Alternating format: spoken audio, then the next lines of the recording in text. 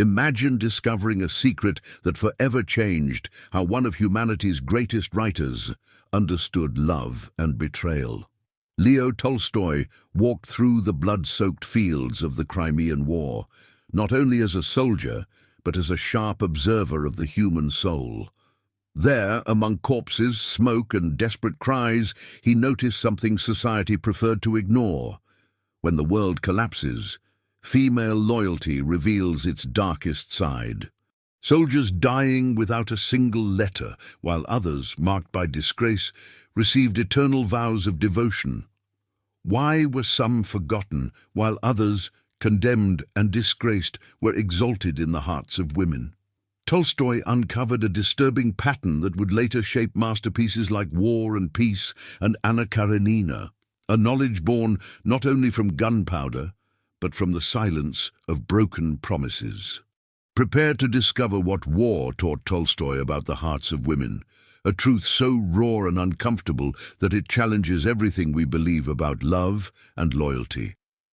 1. The awakening on the battlefield. Picture this. A 26-year-old nobleman arrives at Sevastopol, expecting glory and heroic tales to fill his future novels. Instead, Leo Tolstoy finds himself face to face with humanity's rawest truths.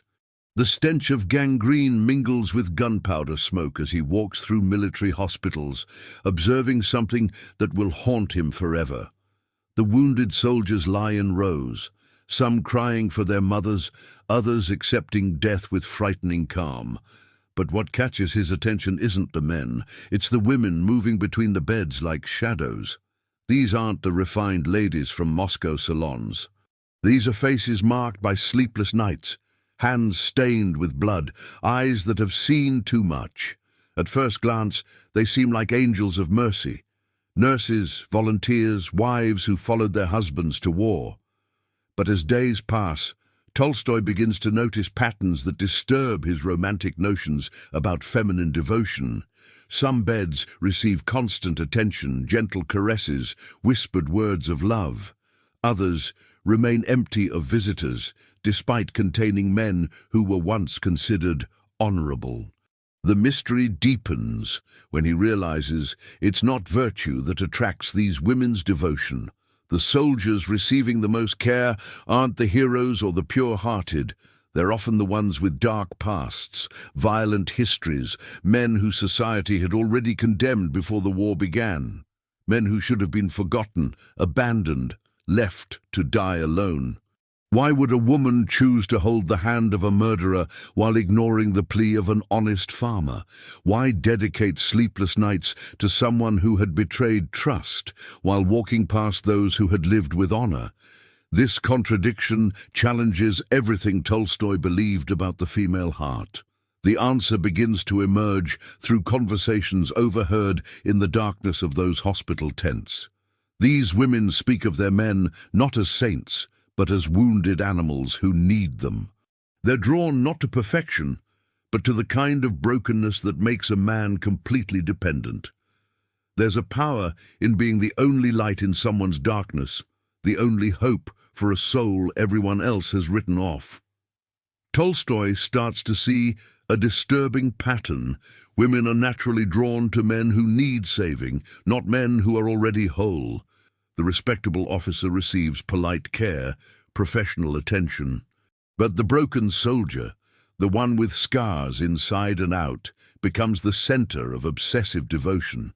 It's as if these women can only feel truly alive when someone's life depends entirely on their mercy. But there's something darker at work here. These women aren't just caring for broken men, they're collecting them. Each wounded soldier becomes proof of their own irreplaceable value.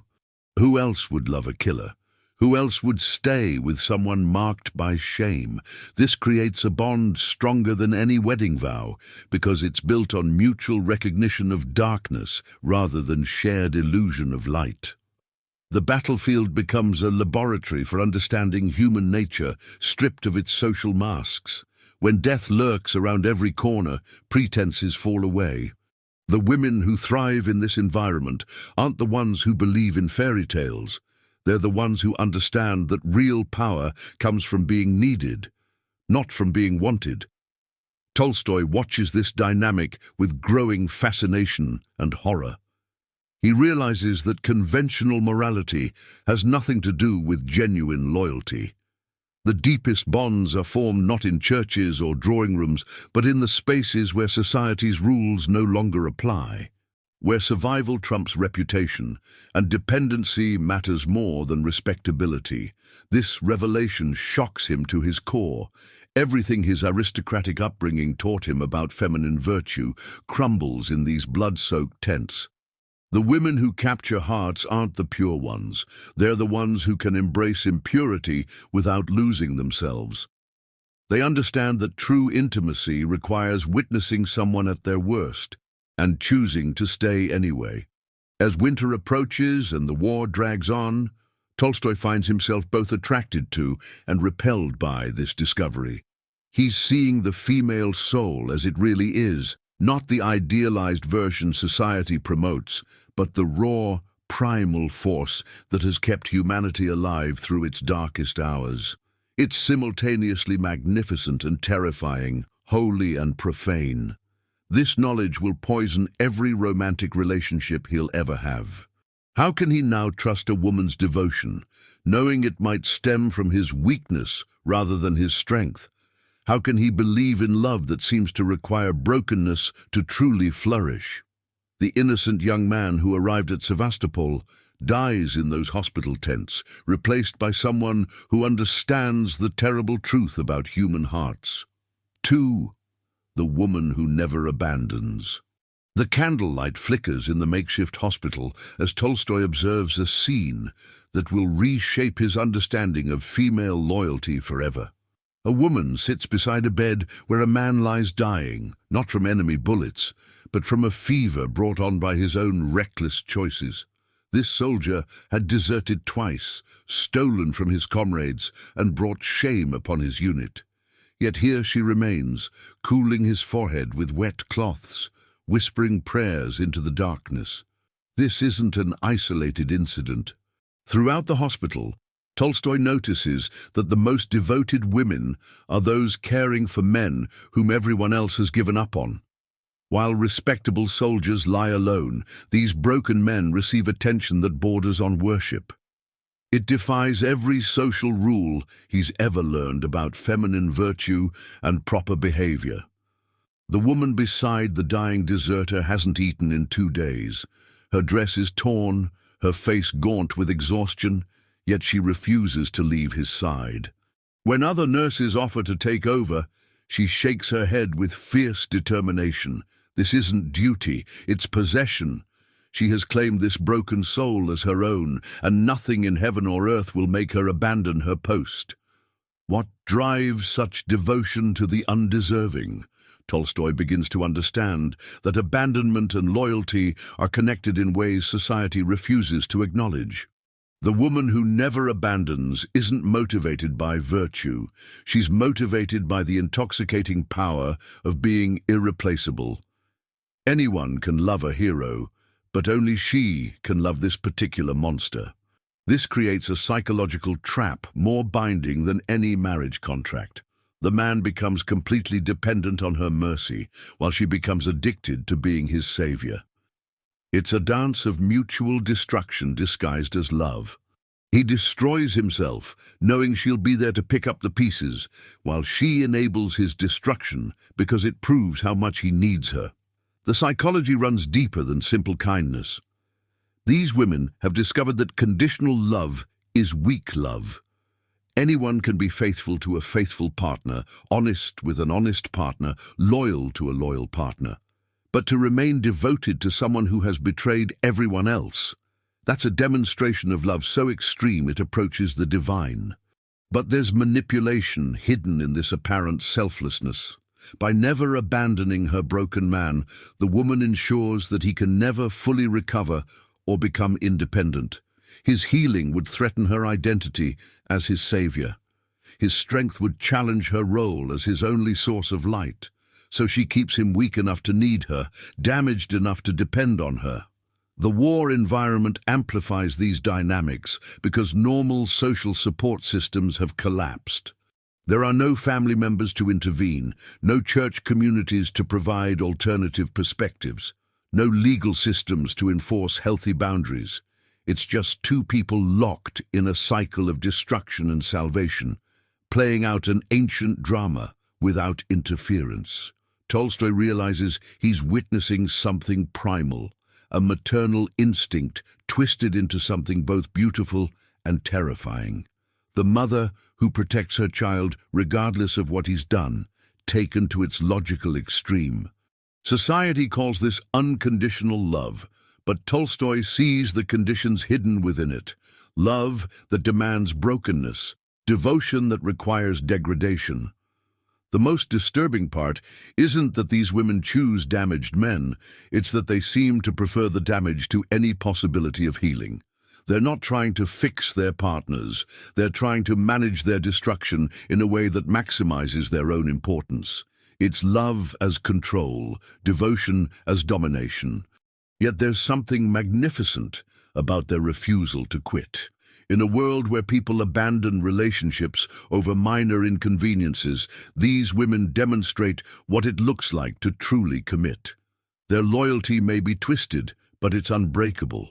Their love may be unhealthy, but it's real in a way that socially acceptable relationships often aren't. This paradox begins to shape Tolstoy's future understanding of human relationships. He sees that the deepest connections aren't formed between equals, but between those who need and those who fulfill that need. The woman who never abandons has found her purpose in being indispensable to someone everyone else has discarded. As he watches these scenes unfold night after night, Tolstoy begins to understand that the question isn't why these women stay with unworthy men. The question is why they're attracted to unworthiness in the first place, and what this reveals about the deeper needs that conventional relationships fail to meet. The revelation haunts him. Perhaps all great love stories are really stories about power, dependency, and the terrible comfort of being needed by someone who has nowhere else to turn. Perhaps loyalty isn't about virtue at all. It's about finding someone broken enough to make you feel essential. By the way, if you're curious to go even deeper and integrate your shadows and light, check out the Sim Method ebook. It's a concise guide that can help you unlock your inner power in just 5 minutes a day. The link is in the first pinned comment below. 3. The fear that strengthens. The bombs fall like thunder outside the hospital walls, and Tolstoy watches something extraordinary unfold. As the danger increases, instead of fleeing, the women seem to grip their wounded men tighter. Fear doesn't scatter them, it binds them closer. This isn't the reaction he expected from the supposedly fragile feminine nature society had taught him about. A young woman named Katya tends to a soldier who lost both legs to a cannon blast. When the artillery gets closer, other patients panic, nurses evacuate non-critical cases, but she remains frozen at his bedside. Not from paralysis, from determination.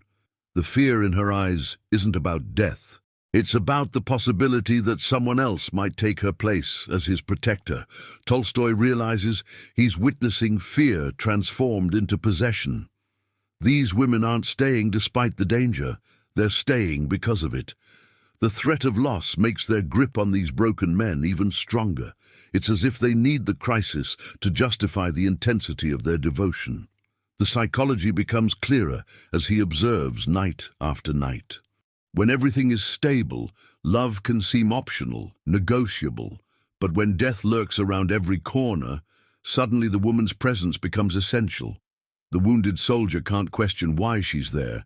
Survival makes her devotion seem natural, even noble. Fear creates the perfect environment for this twisted kind of loyalty to flourish.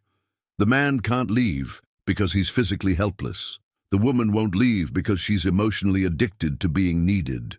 The danger outside makes their codependent relationship feel like the only safe harbor in a world gone mad. But there's something more disturbing at work. Tolstoy notices that some women seem to seek out the most dangerous situations. They volunteer for the most hazardous duties, stay in the most threatened areas, care for the most hopeless cases. It's as if they need the fear to feel alive, to feel justified in their extreme devotion. The war provides endless opportunities for this dynamic to play out. Every day brings new crises, new reasons why she absolutely cannot leave his side. His fever spikes. She must stay. The enemy advances. She must remain. He calls for her in his delirium. She cannot abandon him now. This creates a cycle where fear becomes the foundation of the relationship. Without crisis, without danger, without the constant threat of loss, what would hold them together? The woman begins to unconsciously seek out or even create emergencies that make her indispensable. Tolstoy sees how this wartime dynamic might translate to peacetime relationships. The woman who stays with an abusive partner because he needs her. The wife who enables her husband's drinking because who else will take care of him? The mother who never lets her children grow up because they're not ready to face the world alone. Fear transforms love into ownership. Under the guise of protection, these women are actually creating emotional prisons for both themselves and their men.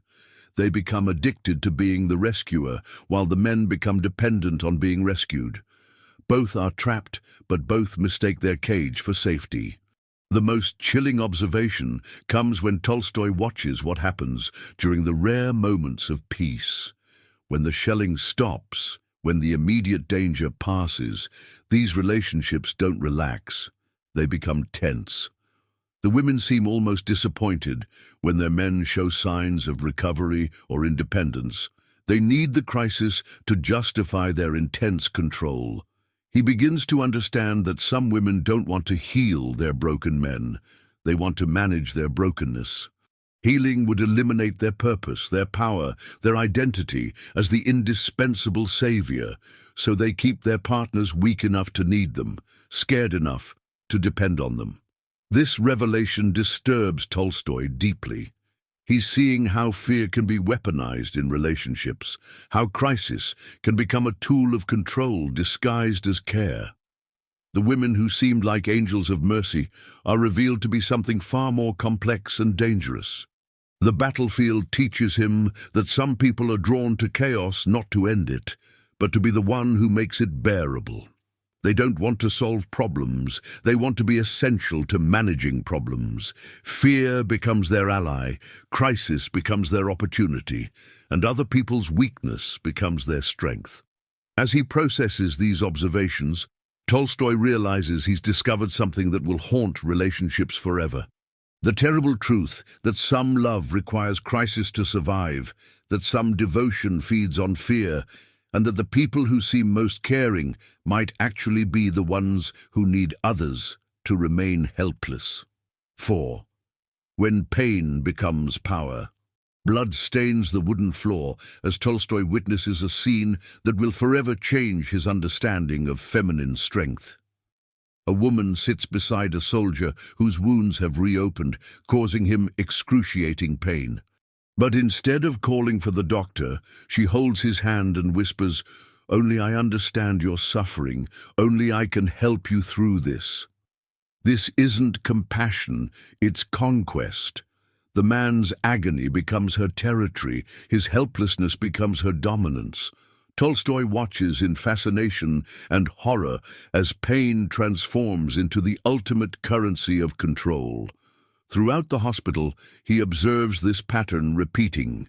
Women who seem powerless in every other aspect of life suddenly become queens when surrounded by male suffering. The society that denied them education, property rights, and political voice suddenly bows before their ability to manage pain, to endure crisis, to remain functional when everything falls apart. The wounded soldier becomes completely dependent on his caregiver's interpretation of his condition. Is he getting better or worse? Can he handle solid food? Should he try to walk? Her opinion becomes law because she's the one who witnesses his vulnerability 24 hours a day. She holds all the information, controls all access, decides what constitutes progress or setback. Tolstoy realizes he's watching a complete reversal of social power dynamics. In the drawing rooms of Moscow, these same women would defer to male authority, speak only when spoken to, accept whatever decisions men made about their lives. But here, surrounded by broken masculinity, they become the absolute rulers of their small kingdoms. The pain becomes their weapon and their shield simultaneously.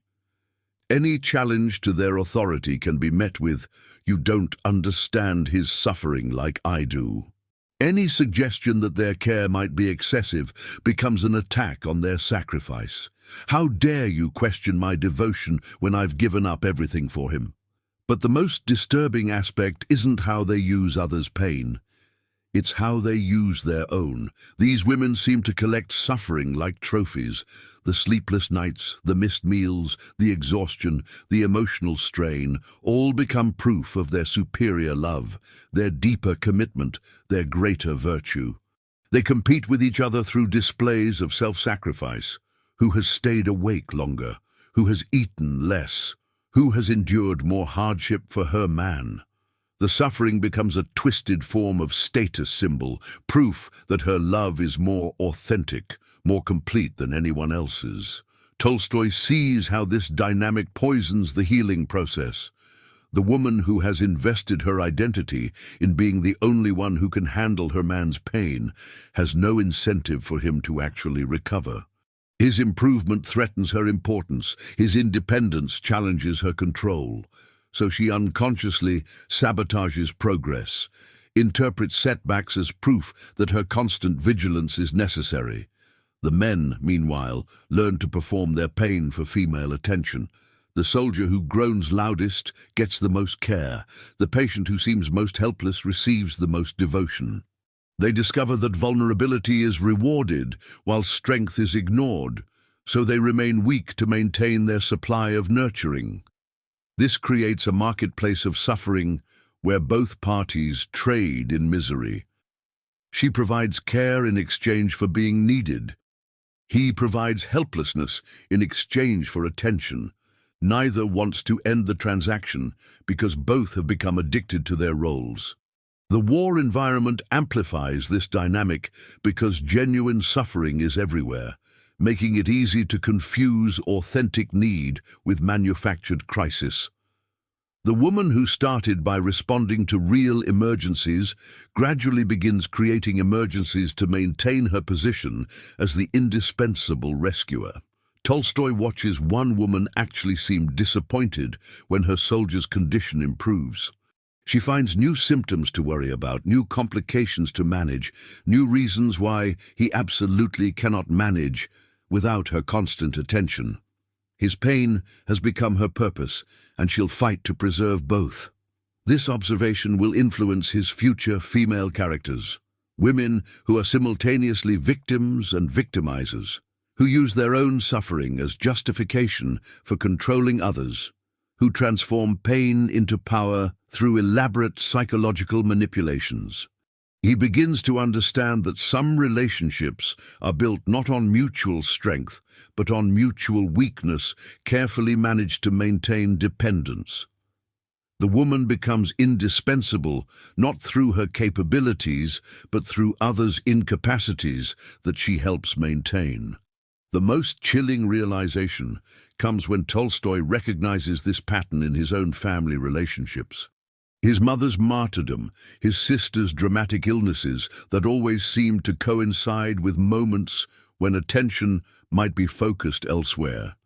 He's seeing a universal dynamic disguised as feminine virtue. Pain becomes the ultimate trump card in relationships. No argument can stand against, "After everything I've suffered for you." No independence can survive, "You're killing me with your ingratitude." No healing can occur when wellness is interpreted as abandonment of the one who sacrificed everything to maintain your brokenness. 5. The shadow that protects. Darkness falls over Sevastopol, and Tolstoy makes a discovery that chills him to the bone. The women who appear most virtuous during the day reveal their true nature in the shadows. Under cover of darkness, their saintly masks slip away, exposing something far more primal and dangerous. He follows the sound of harsh whispers to find a group of women discussing their patients. But these aren't conversations about medical care, they're strategic planning sessions. Who needs what? Who can provide it? Who owes favors? Who must be eliminated as competition? They're running the hospital like a criminal enterprise disguised as charity. The woman he'd admired for her dedication to a dying officer is actually preventing other nurses from treating him properly.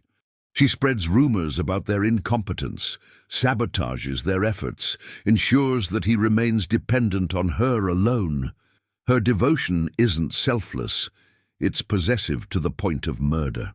Tolstoy realizes he's witnessing the shadow side of feminine loyalty. These women don't just love their broken men, they guard them like dragons hoarding treasure. Anyone who threatens their monopoly on care becomes an enemy to be destroyed through whispered campaigns of character assassination. The hospital becomes a battlefield within a battlefield, where women wage psychological warfare against each other for control over helpless men.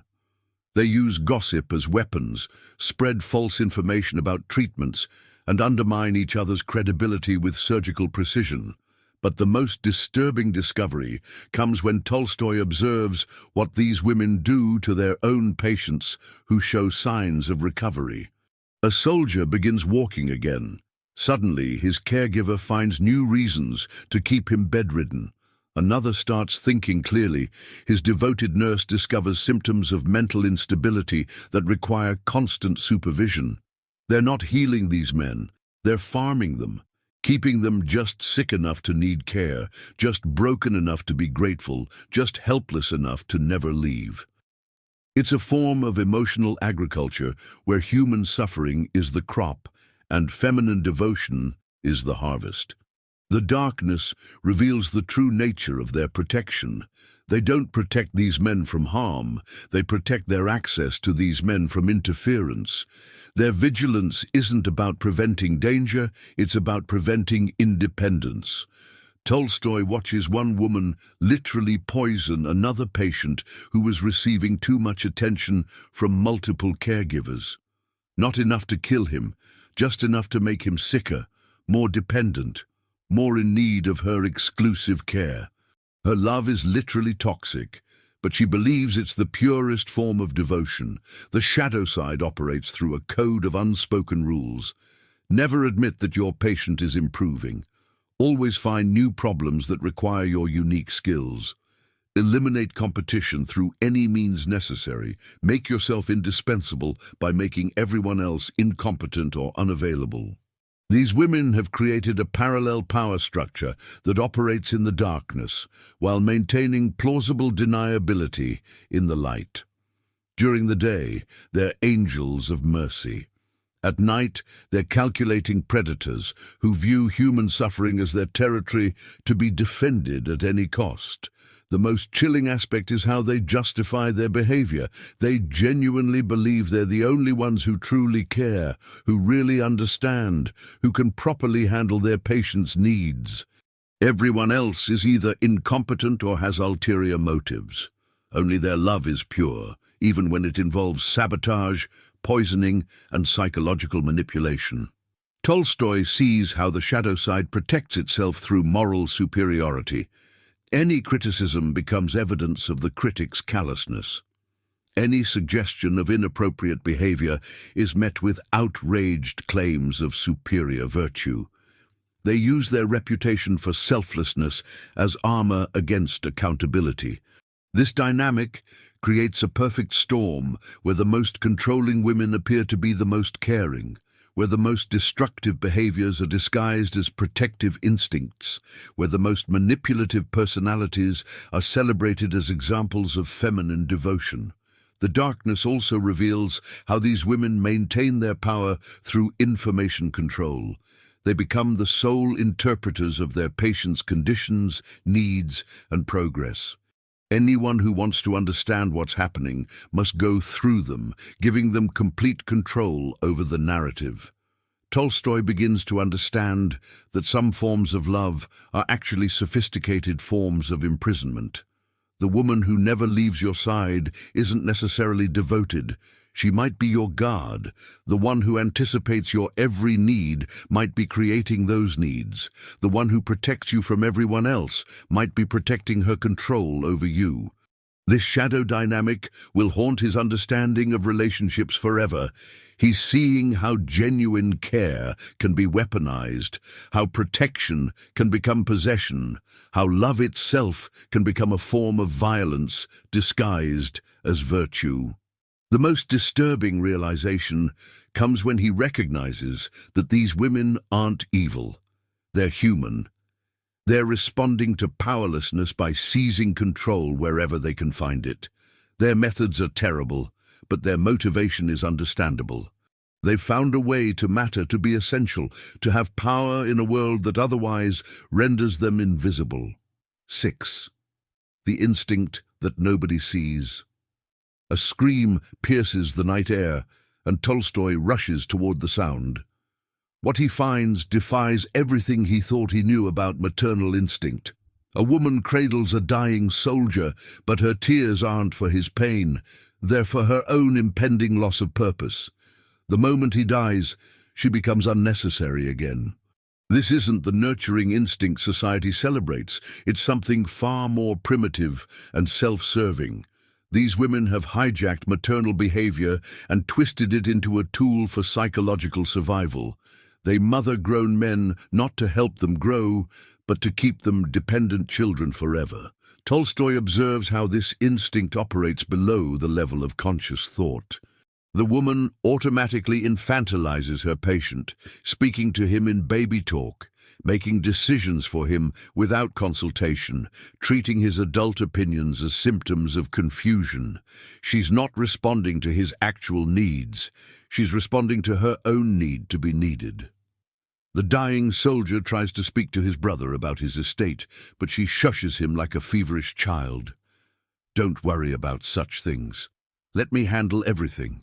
She's erasing his adult identity, reducing him to a helpless infant who requires her constant management. His approaching death isn't a tragedy. It's a threat to her identity as his caretaker. This perverted maternal instinct creates a horrifying paradox. The women who seem most loving are actually the most controlling. They smother their patients with care that prevents growth, healing, or independence. Their love is the love of a mother who never wants her child to leave home. Tolstoy watches another woman literally spoon-feed a soldier who has full use of his arms. When he tries to take the spoon, she pulls it away. "You're too weak. Let me do it." She needs him to be helpless more than he needs to eat. His recovery threatens her role as his primary caregiver. The instinct operates through microaggressions disguised as care, answering questions directed at the patient, making medical decisions without consulting him, speaking about him as if he's not present, gradually eroding his sense of agency while appearing to be completely devoted to his welfare. But the most disturbing aspect is how this instinct feeds on itself. The more helpless she makes him, the more he needs her care. The more he needs her care, the more justified she feels in controlling his life. It becomes a self-perpetuating cycle where his dependence validates her dominance. These women have discovered that infantilizing men gives them power that society otherwise denies them. They can't control healthy, independent adults, but they can completely dominate someone they've convinced is helpless. The maternal instinct becomes a weapon of subjugation. Tolstoy sees how this dynamic poisons the healing process. The patient who tries to feed himself is told he's being stubborn. The one who wants to make his own decisions is accused of being ungrateful. The one who shows signs of independence is diagnosed with new complications that require more intensive care. The women compete with each other through displays of maternal devotion. Who babies her patient more completely? Who has eliminated more of his adult autonomy? Who has made him more dependent on her care? The winner is the one whose patient is most thoroughly infantilized. This perverted nurturing creates emotional cripples out of grown men. Soldiers who once led troops in battle become unable to dress themselves without permission. Officers who commanded respect from their peers become afraid to express an opinion without their caregiver's approval. The instinct also manifests as extreme possessiveness disguised as protection. He's too fragile for visitors. He can't handle stress right now. He needs complete rest. These aren't medical assessments. They're territorial claims. She's isolating him to maintain her monopoly on his emotional life. Tolstoy begins to understand that this isn't really maternal instinct at all. It's predatory instinct wearing maternal disguise. True maternal love wants the child to grow strong and independent. This twisted version wants to keep the child weak and dependent forever. The most chilling observation comes when he realizes these women are creating the very helplessness they claim to be responding to. They don't find broken men and fix them, they find recovering men and break them further.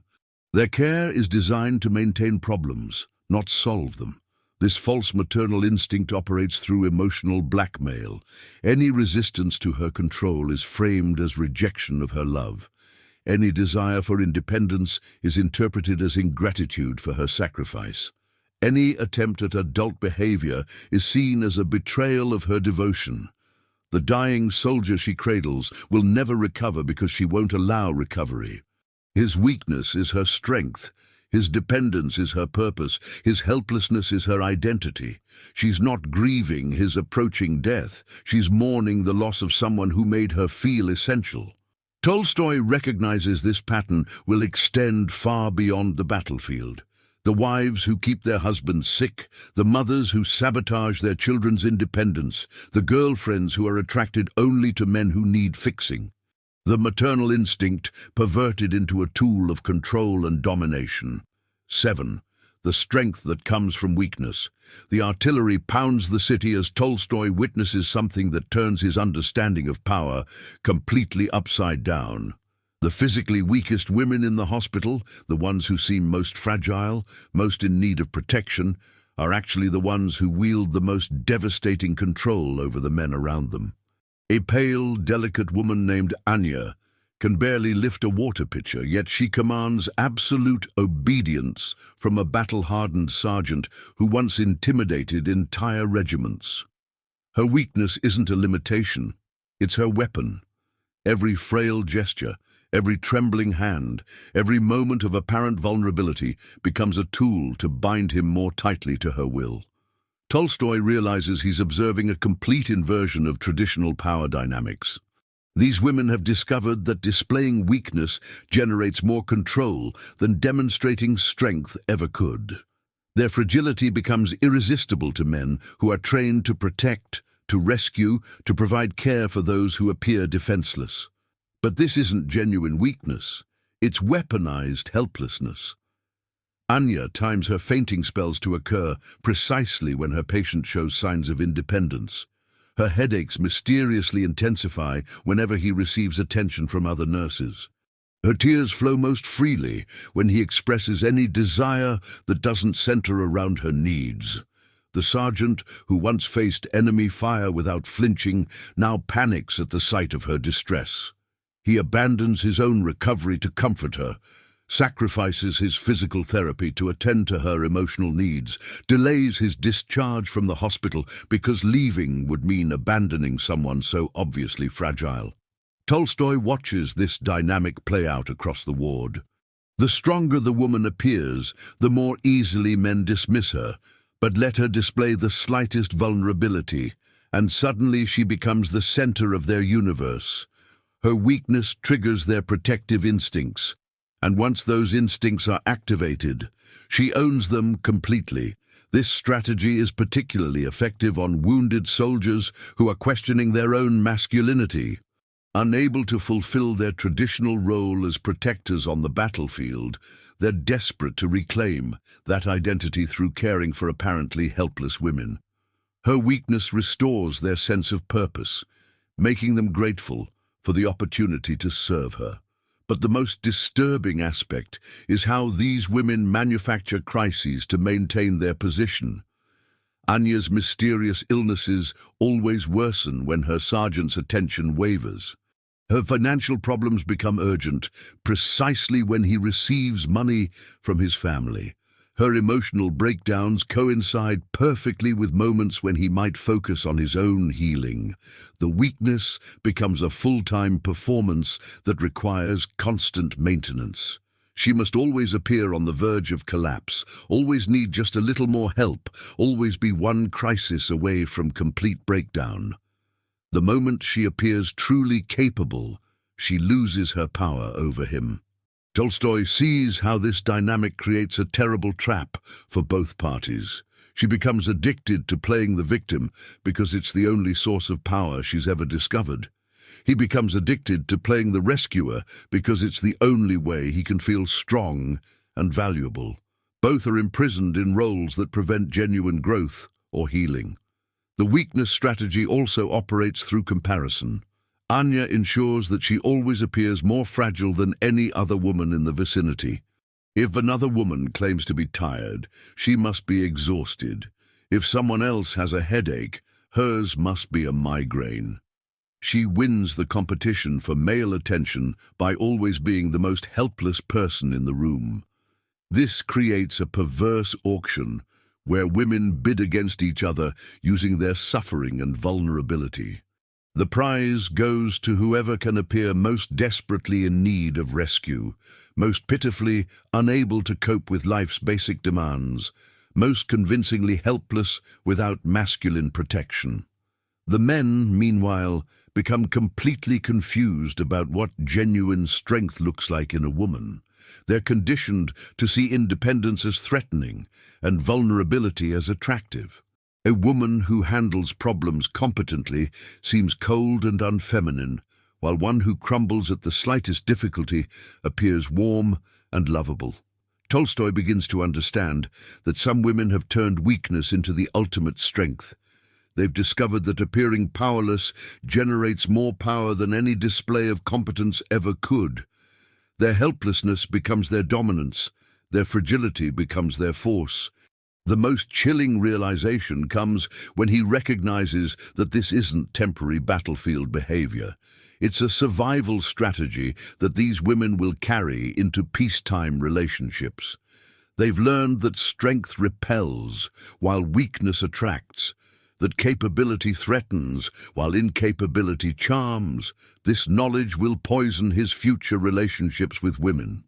How can he trust someone's vulnerability when he's seen how expertly it can be performed?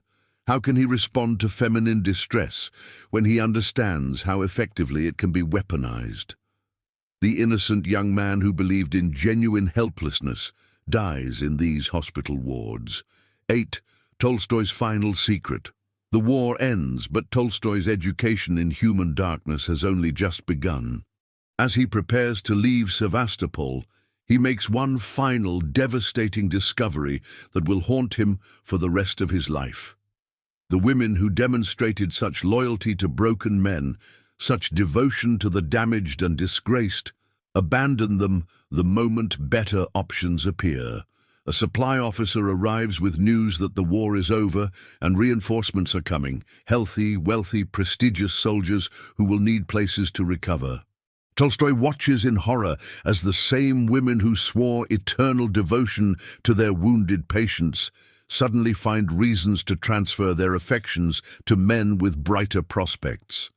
Anya, who had fainted at the thought of leaving her sergeant's side, now claims his negative attitude is hindering her own recovery. The woman who sat vigil beside her deserter through his fever now discovers that his past crimes make him unsuitable company for a respectable lady. One by one, the bonds that seemed unbreakable in crisis dissolve the moment crisis ends. This final revelation completes Tolstoy's education in the dark mathematics of human relationships. The loyalty wasn't real, it was opportunistic. These women didn't love broken men despite their brokenness. They loved them because their brokenness made them available, manageable, grateful for attention that more successful men might take for granted. The truth hits him like an artillery shell. The deepest feminine loyalty is actually the most calculated. These women had invested in damaged goods precisely because damaged goods were all they could afford. The moment their market value increased, they traded up without a backward glance. But the betrayal goes deeper than simple opportunism. Tolstoy realizes these women had been using their patient's weakness as a form of emotional insurance. A broken man couldn't leave them, couldn't demand too much, couldn't compare them to other options. Their devotion wasn't sacrifice, it was self-protection disguised as virtue. The sergeant who had worshipped Anya's fragility now lies forgotten as she attends to a handsome captain with family connections and a promising future. Her weakness, which had seemed so genuine, transforms into strength the moment she scents better prey. The fainting spells disappear, the headaches vanish, the financial problems resolve themselves miraculously. Tolstoy sees that the entire performance had been an elaborate audition for a better role. The women weren't committed to their broken men. They were using them as practice for relationships with whole men. Every technique perfected on a helpless patient would later be deployed to capture a valuable husband. This discovery reveals the true horror of what he's witnessed. The men who believed they had found unconditional love were actually participating in their own exploitation.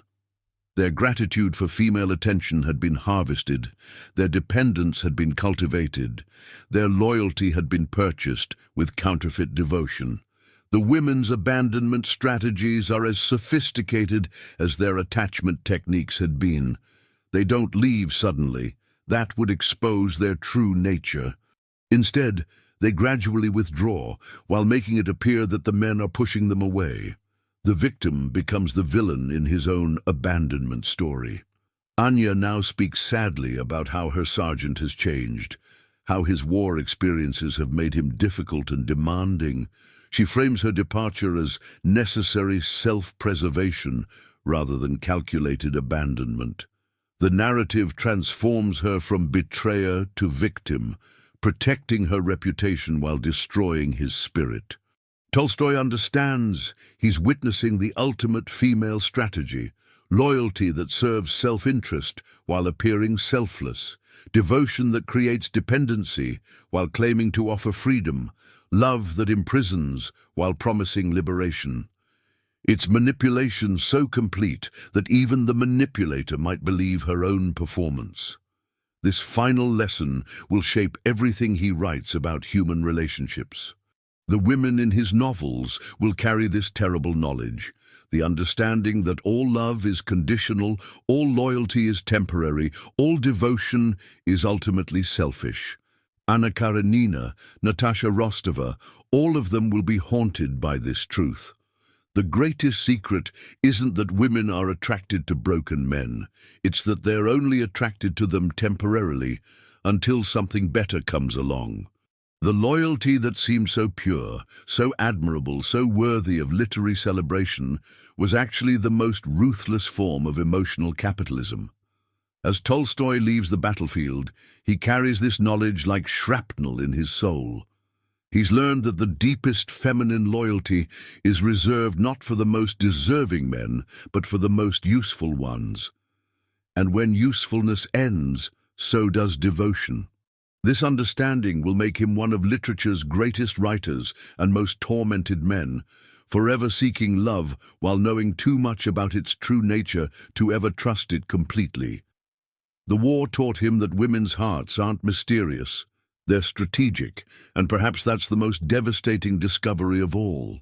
Years later, when friends would ask Tolstoy why he wrote about love with such painful honesty, he would simply stare into the distance and whisper, "I learned in Sevastopol that the women who love you most in your weakness will abandon you fastest in your strength, and they will convince both you and themselves that it was your fault."